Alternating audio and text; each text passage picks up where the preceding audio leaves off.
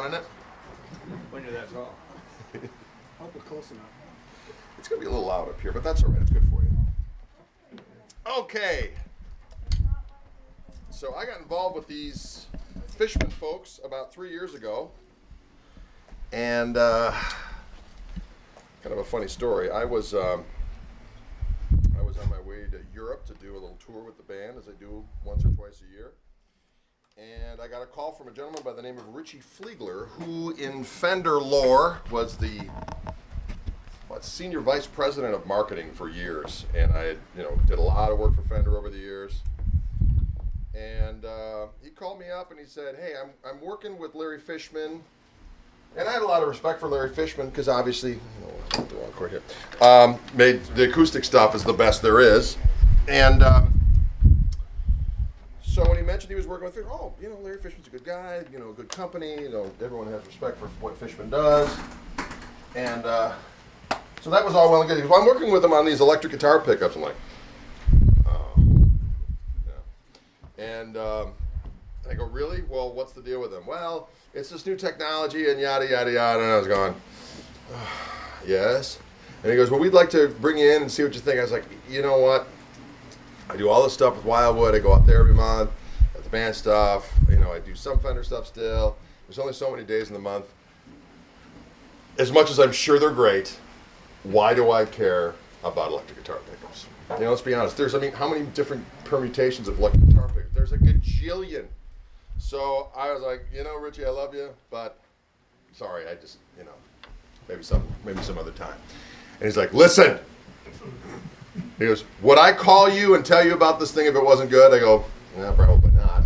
And he goes, could be a revolutionary thing. I need you to come out to Boston. Give me one day, and we'll see what happens.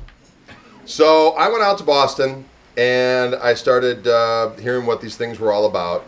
I had to sign a non-disclosure thing and, get the lowdown on, this, that, and the next thing. And I went down there, and towards the end of the first day, it started to unravel for me that these pickups were what I've always wanted. And I don't mean to sound corny in that way, but when I was working with the Fender people, for a period of time, Bill Lawrence was working there as making some pickups. And he was going to make me my own signature pickup. And he goes, well, what do you want? Well, he said it with a German accent, which I won't try to do at this particular point in time. And I said, well, I want a pickup that sounds like a regular single coil pickup. Not kind of like, sounds like a really good single coil pickup. And I want it to look like a regular single coil pickup because, these pickups that don't look right, I'm sorry, it kind of crushes the dream. You know what I'm saying? It's got to look right. And I want it to be noiseless because a lot of times I'm traveling over in Europe. You're setting up in these places with ancient wiring, and there's no escape from the 60 cycle hum when you're in the single position mode. It's like, it's impossible. So I want the best sounding noiseless pickup that looks like a regular single coil pickup, and then I want some little incremental bump available to me. Not something like the Clapton preamp where you turn it up and it's like a 24 dB boost. I just want a little incremental bump to fatten things up every now and again in either a push-pull pod or some kind of a button so that I got a little bit more gristle when I want it, something to fatten it up. And so that's exactly what these doggone pickups do, okay? I'll get into all the technical this, that, and the next thing. First, I'm just going to play a little bit so you can hear what it sounds like. For all of the electric guitar demos that I'll do, I'm just going straight into a deluxe reverb. Okay, I don't have any pedals on it. I got it on 10. That's why I got it pointed the other way so that we all might hear again at some point in the not too distant future. But I just have it on 10 so that you can hear that you don't lose any highs when you turn down the volume with these pickups. When I turn it full up, it's going to sound glorious. When I turn it down, I get all the nice glassy things that you want. And all 5 positions of the toggle switch sound glorious, okay? So I'm just going to do like a little extemporaneous bluesy thing, I reckon, to start off with, maybe. And then we'll kind of take it from there. Does that sound good? All right.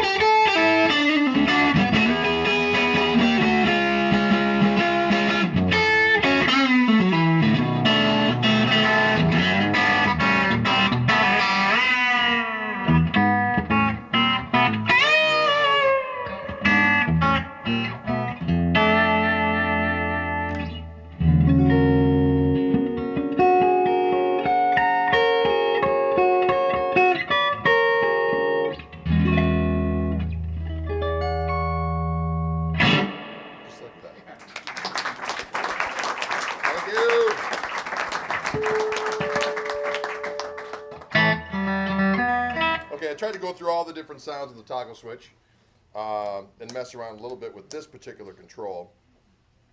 Okay, what these pickups are, everyone's like, well, what is the deal? They like modeling. I don't like modeling. What is this, some kind of digital?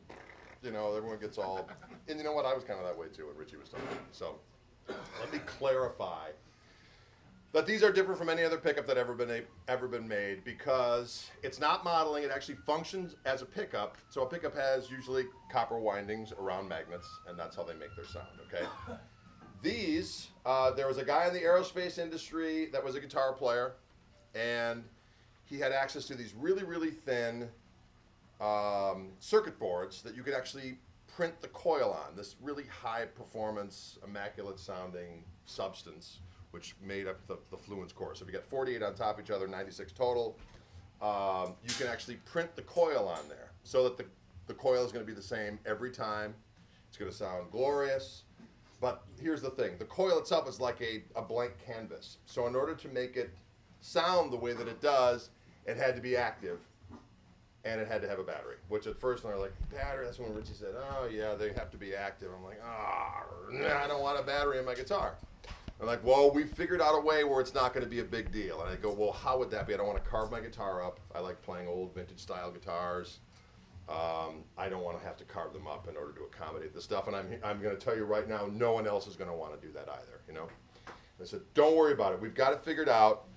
We have an option where you can do a lithium-ion battery, and it actually fits on, this is a Stratocaster, you know, tremolo plate. And it's just a little thicker. There's a lithium-ion battery in there. It's got a phone charger, mini USB charger. And for an hour and a half charge, you get 300 hours of playing time, right? So I'm thinking, you know what? If you have a gig that lasts longer than 300 hours, you know, I was having lunch or breakfast this morning with my buddy Paul Barrera from Little Feet, and I was telling him about these pickups. He's like, hell, I don't think I even played 300 hours last year, you know? So that is really not an issue, especially when you consider the fact that, you know, we have to charge our cell phones twice a day anyway. You know, it's kind of ingrained in your cranium that I got to charge my phone. With this, it's like, okay, at some point in the next 300 hours, I'm going to have to plug this guitar in. And I've had this guitar and this Les Paul for about 3 years now, I reckon. And I have never come close to running out of gas. Because I figure I like to change my strings after every 2 to 3 gigs. That doesn't even come close to 300 hours, right? And so what I do is when I'm changing my strings, I just plug in the adapter. What happens is that there's a little light here. And when you plug it in, it goes red, meaning you could use a top off, you know, and then as soon as it goes green, you're fully charged. And then, this has never happened to me, but when it starts flashing red, then you have 5 hours left. So, you know, the chances of running out of gas with these is like nil to none unless you're just, well, you have issues. You know what I'm saying?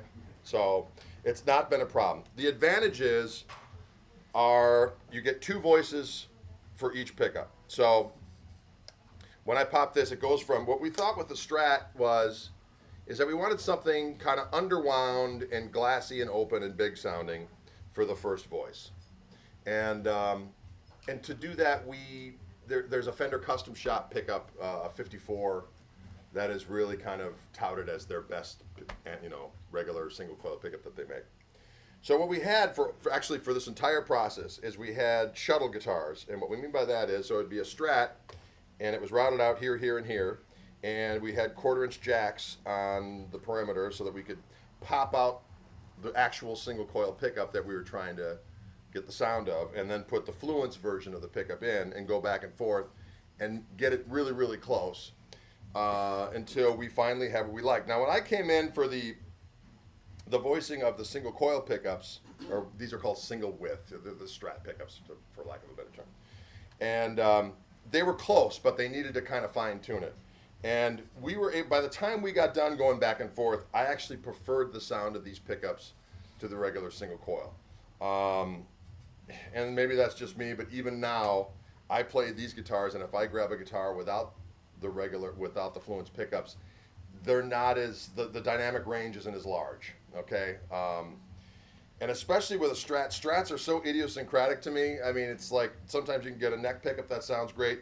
You go to the bridge pickup, it sounds kind of anemic. So then it's like, well, do I get a hotter bridge pickup, or do I bury this one into the pick guard and raise this one up as much as it can so that there's some parity in between? And then you do that, and then you can go back and forth between the neck pickup and the bridge pickup, and it sounds right. But then the 2 position doesn't sound quite right. And sometimes the 2 and the 4 position will have this bell-like chiminess, but the single positions are like razor blades and hand grenades. You know what I mean? It's a constant scenario where you're making concessions, right? At least that's always the way it's been for me as a Strat player of many, many, many years. So one of the things I noticed about this guitar right from the get-go, from the very first gig that I got it and played it, was that every position of the toggle switch sounded good, and that I could go between them, and they were all usable. And also, on a regular Stratocaster in the 2 and 4 position, you lose a little bit of output, just a little bit of gas. They're not quite as robust sounding as the individual pickups. And for this setup, for whatever reason, you don't lose any gas in the 2 and 4 position. So all 5 positions sound great. So the first position is as I said, like a 54 Strat. The second position where I grabbed, and the only reason why this has this metal thing is that I've been relicking my own guitars, and I broke this thing off as it was traveling out here in my road case.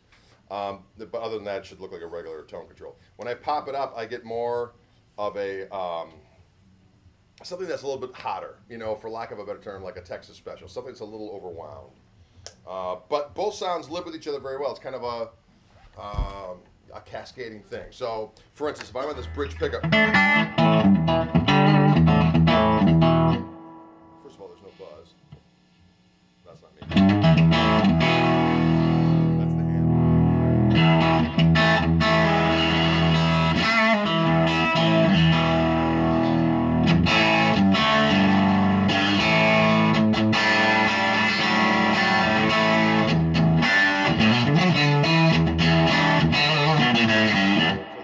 that's just the bridge pickup as is, okay? Now if I want a little bit more gas,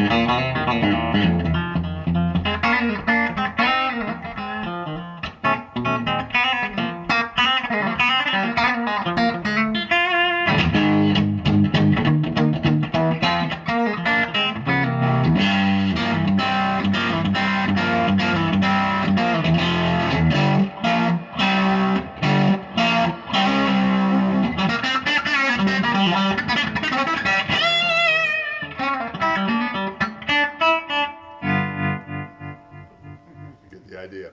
I mean, that is a bridge pickup of doom and destruction. Okay, so when I go back and forth between the neck,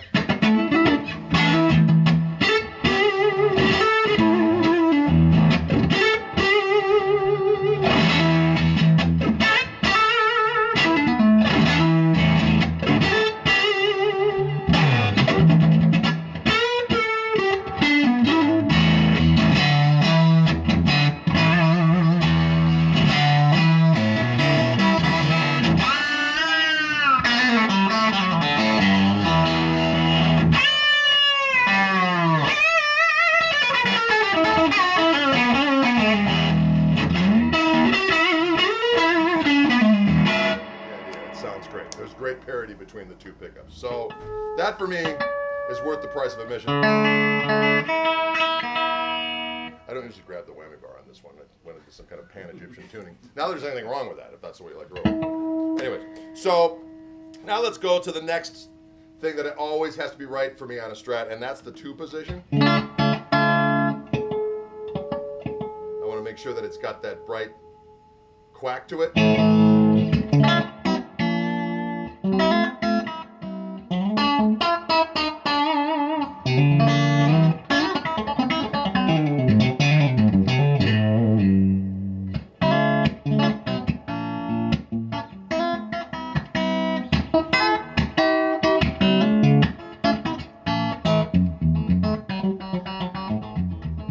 Get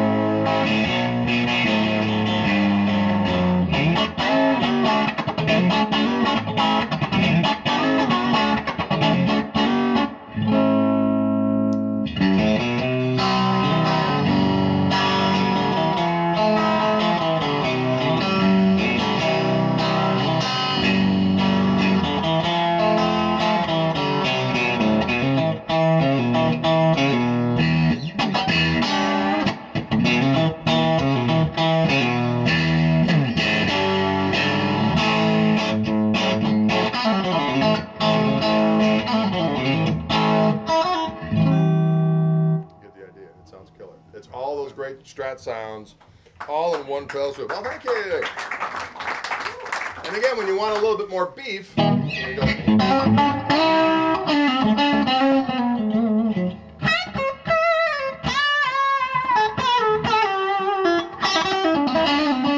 Pop this up.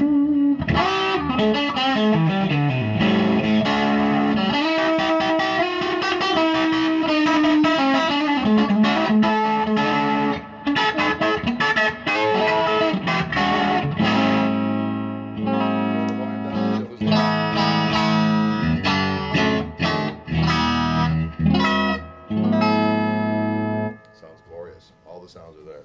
Now, another thing on a Strat, well, let's go to the 4 position so you can hear that. That's another tricky spot.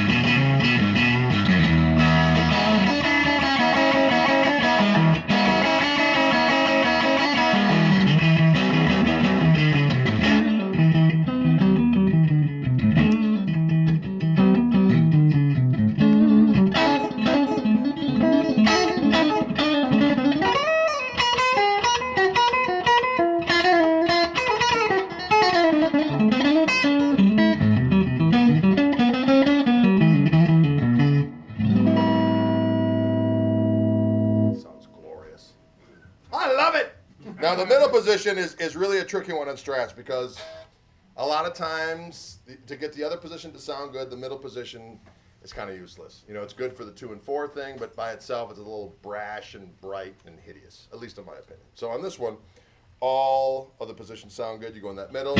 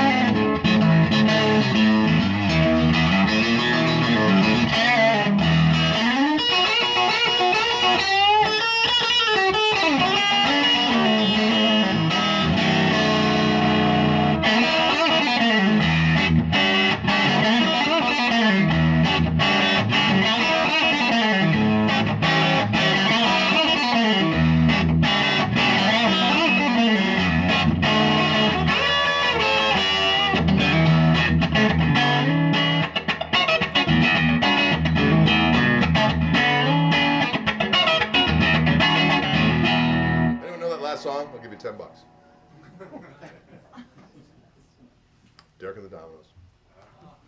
From the live record. It's kind of obscure. That's why I said there was $10 in the offing. What's the name of it? Got to Get Better in a Little While. Yeah.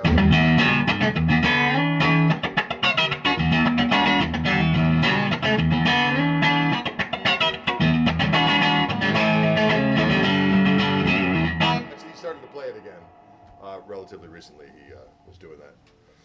As a matter of fact, when I went to one of those Crossroads festivals, I played at the first Crossroads festival, and then I was asked never to return. But there was one a couple of years later. My son really wanted to go, and it was down in Chicago. So we went to, Chicago's down for me, just so you know. So we went down to Chicago, and Jeff Beck played, right? And he's got Tal on bass, and he's got Vinnie Colaiuta, and they just destroyed. The sun was going down, and Jeff Beck's playing, and I'm thinking to myself, you know, as much as it's not a competition, how do you follow this? You know what I mean? Clapton's got to play after him.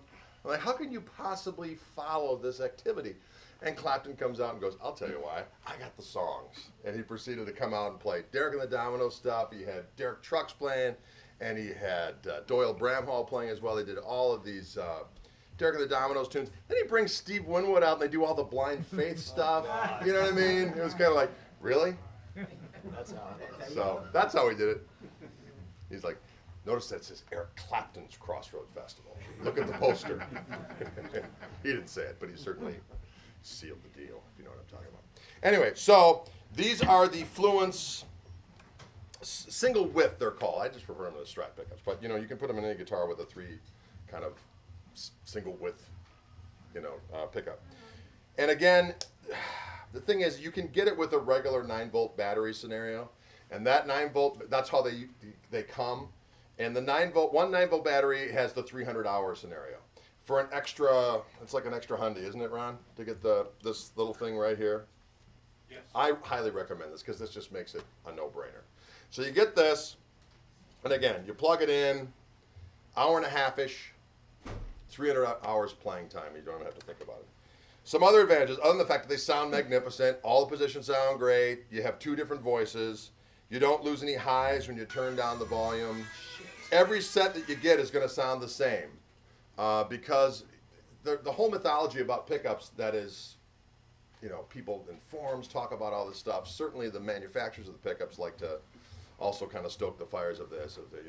For years, it's like, I got Abigail pickups from the Fender Custom Shop, or Trixie McCorkindale on a Friday afternoon wound these after a liquid lunch, and she just put a little too much winding, and that's the reason why my pickups sound great.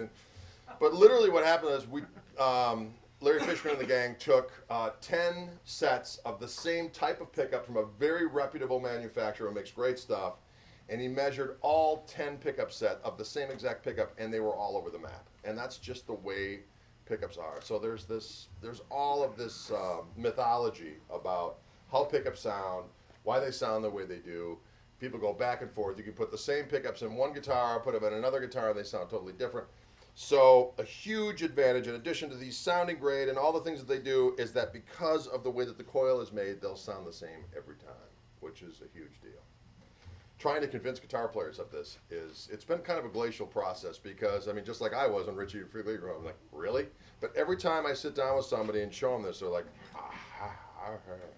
and then they put them in their guitar and they get it. But that's what I'm doing here, is that we're just kind of doing some viral peppering of people's minds. They go, yeah, that would be cool, because these are great tools for people to use, whether you're in your house and you're playing late at night and you want to play something with high gain, or you want to record something. You don't want that hideous buzz. If you're a gigging musician, you know exactly what I'm talking about. This makes it sometimes you got to set up next to a popcorn machine, and I don't care who you are, unless you're playing stadiums. The next week, I've done things where I played in front of thousands of people, and the very next week I'm playing at some hideous club set next to a popcorn machine, and the wiring is horrible, and there's no escape. So you need the guitar that has all the ability to stay quiet, and this is the first time, I think, in the history of man or beast that you're able to get the best sounds available and have them look like regular single coils that's ever been. You know what I mean? So great sound, no noise, multiple sounds, consistent. So that's that. So these are the first ones we worked on. The next things we worked on were the classic humbuckers. Now this to me was, initially I was thinking to myself, why are they making humbuckers? Because they're already hum canceling. It's in the name, humbuckers, But the same problems exist with humbuckers in terms of consistent sound, mythology involving what did they use in the 50s? Why do those old Les Pauls that are now $200,000 that people are, stockpiling? Joe Bonamassa, last time I checked, had 7 of them. I think he's got more of those Les Pauls now. But, as you do, you got the money. It beats any number of different unsavory things he could be purchasing with that currency. So he's been buying a bunch of old guitars. And I've had the good fortune. Oh, thank you. Thank you very much. I've had the good fortune of being able to play a lot of those old guitars. And what a lot of people don't realize, because maybe they've never had a chance to play with an old Les Paul, but they certainly realize it when they hear the old records. Most of us, I think most of you know what I'm talking about, who grew up playing in the 70s and 80s, or grew up in the 70s and 80s. Most of the Les Pauls we got our mitts on were heavy. They had, the tone was kind of mid-rangey and high output, which sounded great when you put them into a Marshall or an amp where you wanted to get distortion, but they were kind of a one-trick pony. You wanted that big, beefy sound for playing some rock and stuff. They sounded great. But at the same time, you're thinking, well, how come when I listen to the Allman Brothers live at Fillmore, they're both playing Les Pauls, but all of a sudden their tones are glassy and killer and they sound glorious. And then when they turn it up, it's all fat and juicy. It's because those original, or listening to Mike Bloomfield in the Super Session record, or when he's playing on that Live Adventures of Mike Bloomfield and Al Cooper, and he's playing through a twin or a super reverb, whatever it was, and he's got it cranked and he turns it down, it gets all clean, and then he turns it up, and it's got bite and it sounds glorious. Or if you listen to Led Zeppelin, you listen to some of that live Led Zeppelin stuff, he's turning down those guitars, and it is glassy, it sounds glorious, and he turns it up, and it's just biting, it sounds glorious. The classic, quintessential Les Paul through Marshall, the first one actually, a tone, was of course Clapton's sound with the John Mayall's Blues Breakers, that Beano record. And that's a very bright sounding guitar. And then when Peter Green started playing with John Mayall and early Fleetwood Mac, that sound of that Les Paul, very, very bright and biting. Who else we got? We got Jeff Beck on the Truth record and so on and so forth. All of those early Les Paul sounds, you listen back, and a lot of those guys, most of those guys were Tele guys that switched to a Les Paul, because the early Les Pauls from the 50s sound like meaty Telecasters. If you ever play one and plug it in, they're bright as hell. They got meat to them, but they're bright sounding guitars. They're totally different from the guitars that most of us were exposed to as we were growing up. And one of the reasons is that the pickups, there's all kinds of mythology about that, but they were not a very high output pickup. They were kind of underwound. Some people think they were scatterwound, whatever. But the bottom line is that they weren't very high output and they were very bright sounding. They sounded like fat